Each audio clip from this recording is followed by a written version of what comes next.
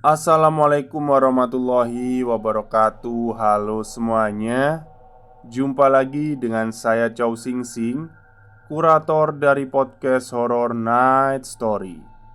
Halo, apa kabar semuanya? Semoga kalian semua sehat-sehat ya. Dan seperti biasanya pada siang hari ini saya kembali dan akan menghadirkan sebuah kisah mistis untuk kalian semua. Kisah mistis kali ini saya datangkan dari treat horornya Mas Restu Wira, yang menceritakan sesosok ketiga, maksudnya itu sosok ketiga ya, yang ada di bangsal rumah sakit. Oke, daripada kita berlama-lama, mari kita simak ceritanya. Tepat tengah malam, aku mendengar suara kursi roda yang diseret-seret tepat di depan pintu ruangan. Tak berselang lama, aku juga mendengar ada suara anak kecil yang tertawa cekikikan layaknya sedang bermain. Allahu Akbar, Allahu Akbar. Lantunan suara azan begitu terdengar jelas dari luar ruangan. Aku masih terdiam diri di depan ruangan tempat di mana ibuku mendapatkan perawatan khusus. Bagian kiri tangan dan kaki ibu patah seusai ditabrak lari oleh pengendara yang melintasi jalan raya besar di terminal kota Cirebon. Tak henti-hentinya, aku terus membacakan kalimat zikir untuk menenangkan hati dan juga pikiran yang sedang kacau ini. Dari kejauhan, kulihat seorang pria mengenakan sarung dan juga kopiah, memiliki rambut yang panjangnya sebahu dan berjalan layaknya seorang ajudan dengan langkah yang sangat tegap sambil membusungkan badan ke arah depan. Dia adalah ayahku, Pak Hardi. Ayah sangat terpukul di saat mengetahui jika ibu mendapatkan sebuah cobaan yang amat berat. Belum lagi pelakunya melarikan diri saat insiden ini berlangsung. Ayah yang terkenal sangat penyabar kini berubah menjadi orang yang paling sensitif. Namun, walaupun dia mendapati masa-masa yang tidak kurang mengenakan di beberapa hari ini, ayah selalu menyuruhku untuk sholat berjamaah. "Ulfah, ayo kita sholat berjamaah di musola. Udah masuk waktu maghrib." "Iya ya, tapi siapa yang jaga ibu nanti?" "Nanti ada suster sama dokter. Gak usah khawatir kamu." "Tapi udah, ayo sholat." Aku bukannya ragu atau takut jika ibu ditinggalkan. Hanya saja aku tidak ingin kejadian yang sama terjadi pada kemarin hari saat dimana ibuku berteriak ketakutan saat mendapati sosok ketiga yang ada di rumah sakit ini. Ayah bilang, rumah sakit juga merupakan tempat di mana berkumpulnya sosok-sosok gaib yang masih terkurung. Mereka berkeliaran atau mungkin bergentayangan. Tidak heran jika pasien atau mungkin keluarga pasien sendiri tidak betah jika berlama-lama di rumah sakit. Selain dengan tempatnya orang-orang yang sedang terkena musibah, di tempat ini juga seringkali terjadi hal-hal aneh yang ada di luar nalar, seperti yang dirasakan ibu kemarin hari. Dia berteriak ketakutan saat mendapati sosok wanita menggunakan pakaian suster namun memiliki wajah yang sudah hancur berantakan. Aku tidak bisa membayangkan apa yang dirasakan oleh ibu saat itu. Di lain sisi, aku dan ayah sedang tidak berada di ruangan. Di sisi lain, ibu tidak bisa bergerak sama sekali. Dia bahkan tidak bisa melakukan apapun kecuali hanya berteriak dan meminta kepada pihak rumah sakit untuk mengganti ruangannya terhadap ruangan lain yang masih kosong. Di sela-sela aku sedang memikirkan ibu, aku kembali bertanya kepada ayah terkait dengan pergantian ruang yang diinginkan oleh ibu. "Ya, ruangannya jadi diganti kan?" tanyaku sembari menatap arah depan saat dimana banyak orang yang berbondong-bondong menuju ke musola rumah sakit itu. "Iya, ayah sudah konfirmasi ke bagian admin. Katanya untuk hari ini belum ada yang kosong. Semua ruangan benar-benar ramai akan pasien. Jadi ya, ayah memutuskan untuk tidak mengganti ruangan dulu." Jawaban itu membuat hatiku tidak nyaman. Aku masih memikirkan kondisi ibu yang masih merasa ketakutan jika dirinya mendapati hal-hal aneh lagi saat malam tiba. "Tapi kemarin ibu baru lihat setan ya. Aku takut ibu nanti didatengin lagi." Mendengar hal itu, ayahku menghentikan langkah. Aku tak tahu apa yang membuat ayah menghentikan langkahnya. Padahal musola sudah berada tepat di hadapannya. "Nak, kita itu hidup berdampingan. Hanya saja alam kita yang berbeda. Jika memang ibu sering mendapatkan gangguan semacam itu, ya kita harus terus mendoakan ibu agar terhindar dari gangguan setan yang ada di sekitar rumah sakit ini." Selesai mengatakan itu, ayah mengusap kepalaku. Tidak seperti biasanya, ayah jarang sekali mengusap kepalaku. Di kondisi yang seperti ini, ayah tidak ingin jika masalah lain datang lagi. Tatkala masalah yang sudah dia rasa berat menjadi penambah beban lagi bagi kesehariannya. "Sudahlah, sekarang kita sholat dulu. Nanti biar ayah yang jaga di luar ruangan, kamu jaga di dalam nemenin ibu, oke?" Tepat setelah ayah mengatakan itu, muadzin musola langsung mengumandangkan suara iqomah. Aku dan ayah langsung buru-buru untuk mengambil air wudhu dan segera melaksanakan sholat berjamaah. Setelah selesai sholat, aku tidak buru-buru untuk melipat mukena. Aku ingin tahu apakah ayah sudah keluar dari musola atau belum. Tanganku segera menggapai tirai pembatas antara soft laki-laki dan perempuan. Aku mengintip dari balik tirai itu dan kulihat ayah sedang terdiam sembari menundukkan kepalanya. Aku hanya tersenyum. Mungkin ayah sedang berdoa demi kesembuhan ibu. Tidak mau kalah dengan ayah, aku pun melakukan hal yang sama. Aku rapatkan kedua tanganku dan menengadahkan ke atas sembari memohon kepada Tuhan untuk memberikan kesembuhan kepada ibu. Tak terasa air mataku berjatuhan saat mengingat-ingat kondisi ibu yang sangat memprihatinkan. Bagian kiri tangan dan kaki kanannya patah. Aku tidak tega jika ibu mendapatkan musibah yang terus-terusan berdatangan menimpanya. Saking khusyuknya aku berdoa, aku tidak menyadari jika keberadaanku di musala itu sudah hampir lama. Kulihat jam dinding di musola sudah menunjukkan pukul 18.25. Aku segera merapikan mukena dan langsung beranjak pergi dari tempatku.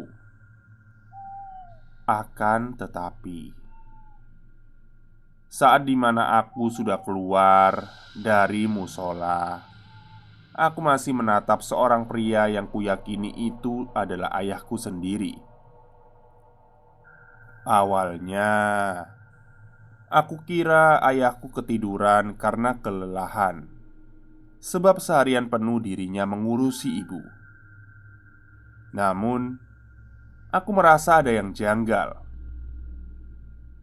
Di musola itu, aku tidak mendapati sandal ayah. Apa mungkin ayah menyembunyikan sandalnya agar tidak diambil oleh orang-orang yang berada di rumah sakit? Aku tidak ingin memikirkan hal itu terlalu jauh. Aku hanya mencoba untuk berpikir positif. Karenanya bisa saja ayah masih rindu dengan doa. Dengan cara berdoa dan menceritakan keluh kesahnya pada Tuhan. Aku yakin ayah bisa lebih kuat lagi dengan ujian yang sedang dihadapinya. Aku pun meninggalkan ayah seorang diri di musola. Batinku terasa lebih baik setelah melaksanakan sholat maghrib. Seperti beban sudah lepas dari hati juga pikiran. Kini aku ingin menuju ke ruangan ibu dan mendengarkan keluh kesahnya. Sepanjang jalan menuju ke ruangan ibu, aku mendapati suara teriakan kencang dari salah satu ruangan. Suara teriakan itu begitu menakutkan, sama halnya seperti orang yang sedang kesurupan. Banyak orang-orang di sekitarnya yang merespon teriakan itu dengan isu-isu miring. Keributan ini pun segera ditangani oleh para suster dan petugas rumah sakit yang langsung menuju ke ruangan itu. Aku tidak tahu harus bagaimana untuk menanggapinya, antara cuek dan juga kasihan. Namun, waktu maghrib sendiri adalah waktu yang mungkin saja menjadi waktu yang sangat sakral bagi semua orang. Ayah pernah bilang, jika waktu maghrib tiba, sosok ketiga dari kita akan muncul. Sosok ketiga ini adalah sosok yang sering mengganggu orang-orang.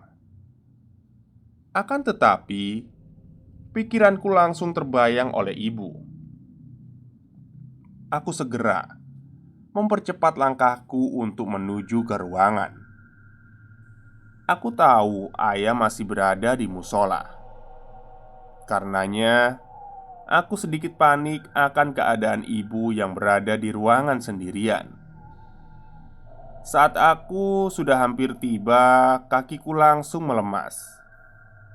Aku langsung terdiam seperti layaknya patung. Tatapanku berubah menjadi tatapan yang penuh ketakutan. Di hadapanku, aku melihat seorang pria sedang duduk sambil memainkan handphonenya. Aku berusaha untuk meyakinkan diri jika apa yang aku rasakan kali ini adalah sebuah mimpi. Dan saat pria itu melihatku, dia mengatakan sesuatu. "Ulfa, kamu baru sampai? Lama banget di musolanya. Padahal ayah nungguin dari tadi di sini. Udah hampir setengah jam ayah nungguin kamu." Setengah jam? Ayah sudah menungguku setengah jam di depan ruangan ibu. Lantas siapa pria yang wajahnya mirip ayah dan kini berada di musola? Tidak mungkin ayahku memiliki dua tubuh. Untuk meyakinkan lagi, aku langsung menatap ke arah sandal yang digunakan. Dan memang benar, pria itu menggunakan sandal swallow yang biasa digunakan oleh ayahku. Tidak salah lagi jika yang ada di hadapanku ini adalah benar-benar ayahku. Aku langsung berlari dan memeluk ayah. Loh, kamu kenapa? Kok kayak orang ketakutan gitu? Ayah, tadi aku lihat ayah di musola. Makanya aku lama di sana. Hah? Lihat ayah? Ayah kan dari tadi di sini nungguin ibumu. Makanya itu ya, Ulfa takut banget. Waduh, ada-ada aja kamu. Aku pun melepaskan pelukan. Setelah itu, aku menceritakan kepada ayah terkait dengan hal aneh yang baru saja terjadi di rumah sakit ini. Ayah, tadi ada salah satu pasien yang kesurupan. Oh iya ya, yang teriak itu ya? Iya ya, kok bisa ya? Apa mungkin itu ulah sosok ketiga dari apa yang pernah ayah ceritakan? Ayahku terdiam. Dia menghentikan diri untuk bermain HP-nya dan lebih memilih untuk mendengarkan ceritaku. Sosok ketiga. Memang benar. Kalau kita ini hidup gak sendirian. Biasanya jika waktu-waktu tertentu sosok-sosok itu akan berkeliaran di sekitaran kita. Berkeliaran ya? Iya, di rumah sakit khususnya. Sosok ketiga ini sering muncul tepat waktu maghrib atau tengah malam. Ya nggak heran jika ibu kemarin mendapatkan hal yang aneh saat dirinya merasa ada orang yang masuk ke dalam ruangan. Padahal ayah yang berjaga di luar saja tidak mendapati salah seorang pun di sini. Aku paham mengapa ayah begitu tenang untuk menghadapi hal semacam ini. Ayah mungkin sudah berpengalaman. Mungkin juga ayah sudah tidak heran dengan sosok ketiga yang ada di rumah sakit.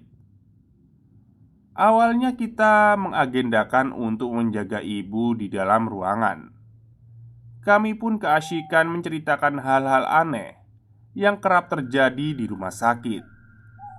Sampai-sampai saat waktu Isya bergema, kami pun memutuskan untuk sholat di dalam ruangan ibu, sekaligus menjaga ibu yang mungkin saja nanti akan membutuhkan kami berdua. Tidak disangka, setelah menceritakan banyak hal sembari mengetahui sisi lain dari rumah sakit yang menjadi tempat perawatan ibu, waktu berjalan dengan cepat. Jam sudah menunjukkan pukul 10 malam. Aku pun meminta izin kepada ayah untuk beristirahat di dalam. Sedangkan ayah memilih untuk berjaga di depan ruangan dan tidur di sana. Sebelum aku tidur, aku melakukan ritualku terlebih dahulu, yaitu bersih-bersih. Setelah itu, aku segera mencium kening ibu dan mendoakan untuk kesembuhannya. Rasanya aku ingin tidur cepat setelah seharian menjaga ibu. Ku ambil selimut yang sudah kubawa dari rumah. Namun sebelum itu, aku juga mengkhawatirkan keadaan ayah yang berada di luar. Untungnya aku membawa 2 selimut dari rumah. 1 selimut sisanya aku serahkan kepada ayah.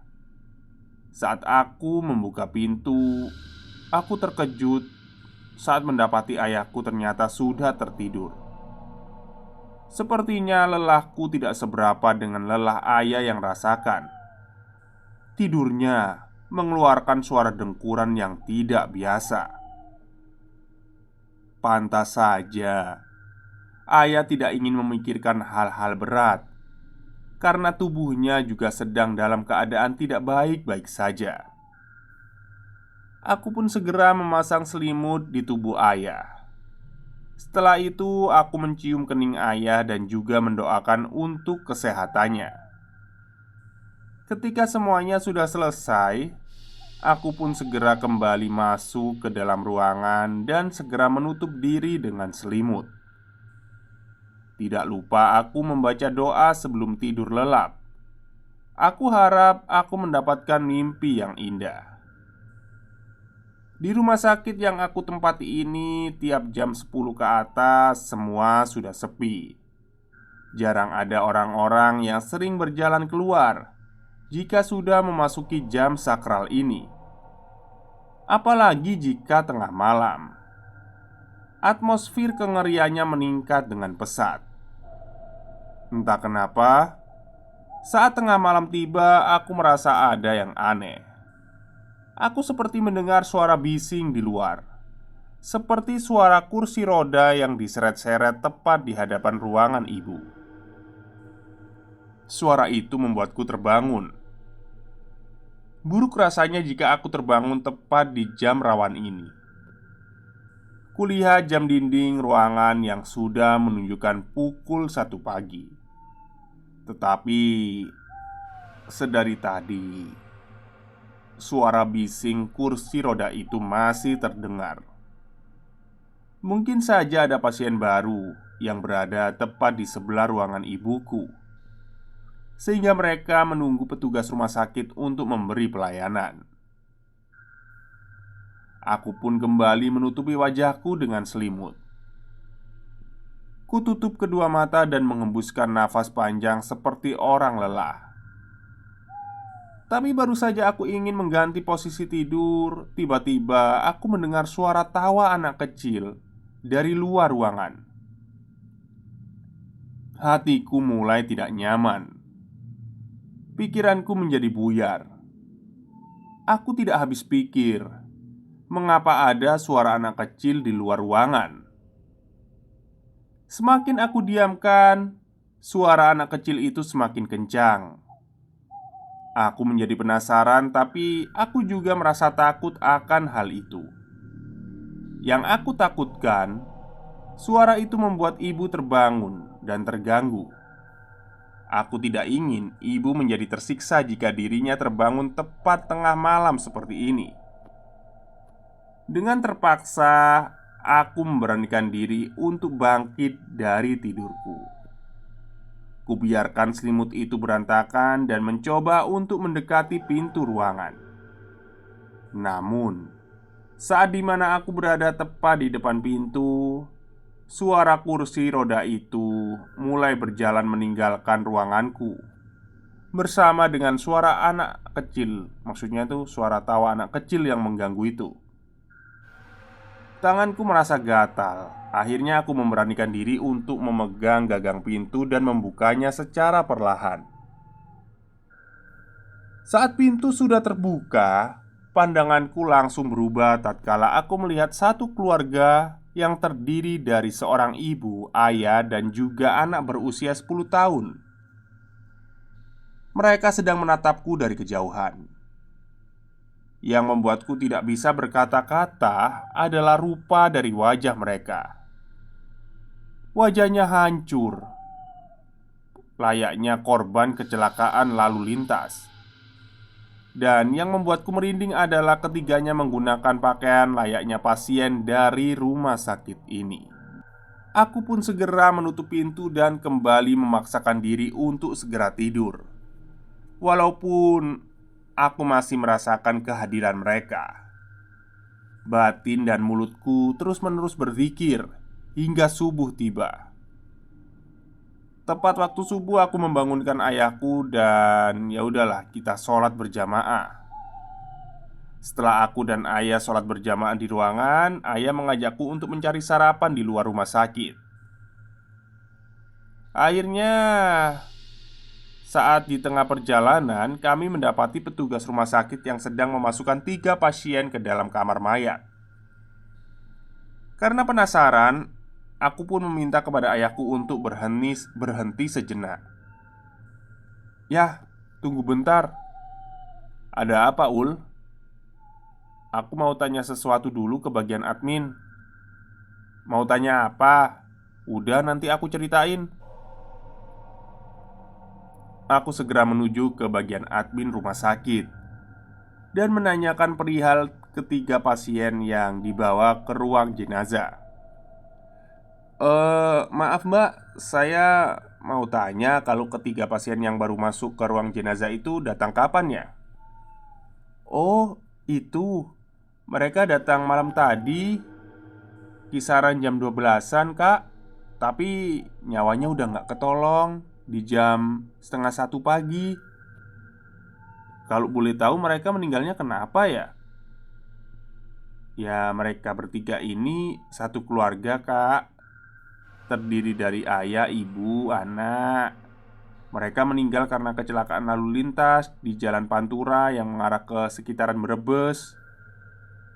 Mendengar hal itu, aku terdiam. Tidak kusangka, semalam tadi aku mendapati sosok ketiga dari mereka bertiga. Mereka datang ke ruangan ibu. "Oh ya udah, terima kasih ya Mbak." "Sama-sama Kak." Aku segera menuju ke ayah dan menceritakan kejadian yang baru saja aku alami malam itu. Ayahku yang mendengar itu langsung terkejut. Dan dia tidak menyangka jika malam tadi dia juga mendengar suara kursi roda tepat di dekat ruangan ibu. Namun karena lelah, ayahku tidak menggubrisnya. Dan dari kejadian itu aku memahami bahwa dimanapun tempatnya, sosok-sosok seperti itu pasti akan bermunculan di waktu dan kondisi yang tepat. Tinggal bagaimana kita menanggapinya. Yang terpenting, kita tidak boleh terlalu takut karena sejatinya mereka hanya mengganggu keimanan kita kepada Tuhan Yang Maha Esa. Selesai. Oke, itulah treat lumayan panjang ya dari Mas Restu, sosok ketiga yang ada di rumah sakit. Ya menyeramkan juga sih. Oke baik, mungkin itu saja ya cerita dari Chow Sing Sing pada siang hari ini. Haus saya. Semoga kalian semua terhibur. Selamat siang dan selamat beristirahat.